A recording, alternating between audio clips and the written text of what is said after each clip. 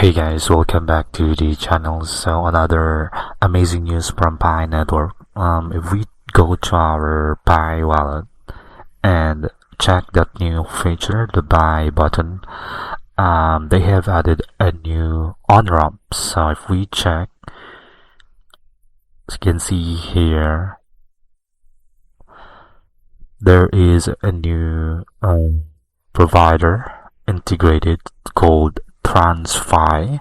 So previously we have Onramp.money and we have Banxa, and it's weird because at the moment they are disabled, but this new provider, it's enabled, so it's called TransFi.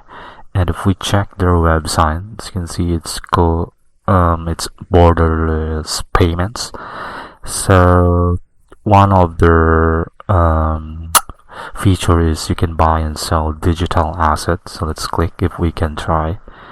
So this is just a photo, but here as you can see, you can easily buy crypto or sell crypto using their application or using TransFi.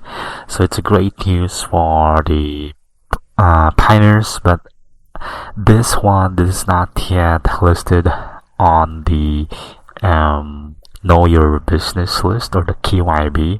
So maybe in the next few days we are going to see this listed in the Pi's KYB page.